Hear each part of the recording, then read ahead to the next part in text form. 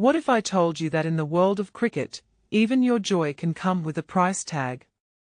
Let me paint a picture for you. Imagine you just took 8 wickets in a test match, a career-defining performance. You're pumped, you're celebrating, but suddenly, the ICC's disciplinary arm is knocking on your door. That's exactly what happened to Mohammad Abbas and Shahzad in the Tarouba Test. Now, here's the kicker. This isn't just about a fine or a demerit point. It's about the unspoken rules of sportsmanship that govern how athletes express their emotions. Personally, I think this incident raises a fascinating question. Where do we draw the line between legitimate celebration and crossing into disrespect? Because let's face it, when you're on fire like Abbas was, it's easy to lose track of the how and why of your actions. Now, let's unpack this.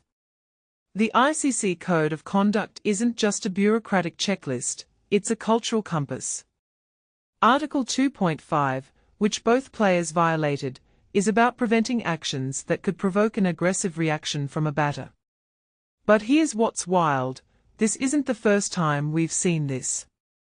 In fact, it's part of a larger trend where leagues are tightening their grip on player behavior, especially in the age of social media, where a single misstep can go viral and haunt you forever. What many people don't realize is that these rules aren't just about punishment, they are about shaping the narrative of the sport itself.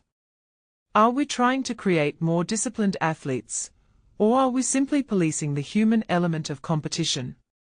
I'm torn here because I get the logic, but I also think it's a bit of a double standard when fans are allowed to scream and cheer wildly after every wicket.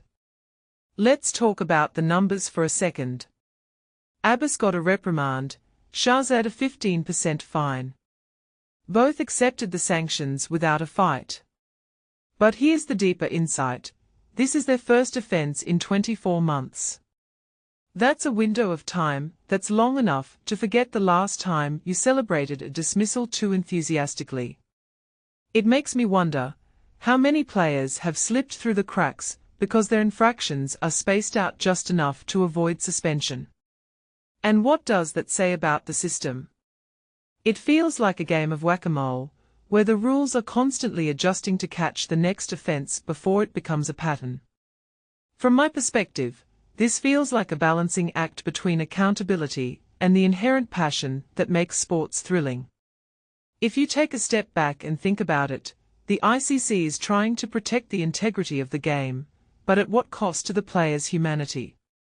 Now, let's zoom out. The West Indies won this test by 90 runs, but the real story here isn't the score, it's the aftermath. The second test is coming up in Port of Spain, and I'm curious to see if this incident will affect the dynamic between the teams. Will Abbas be more cautious? Will Shahzad's celebration style change? Or will this become a footnote in the larger narrative of the series? What this really suggests is that in modern cricket, every action, on and off the field, is under a microscope. And that's not just for players. Coaches, commentators, even fans are part of this ecosystem now. A detail I find fascinating is how quickly the focus shifted from the match result to the disciplinary action. It's almost like the celebration itself became the story, which says something profound about how we consume sports today.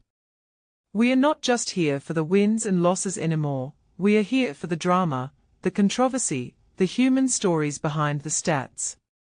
So, what's next? Will we see more of this? Or is this just the beginning of a new era, where every gesture is scrutinized for its potential to spark a debate? I'll leave you with this: the next time you watch a match, pay attention to the celebrations. You might just see the future of sportsmanship unfold in real time.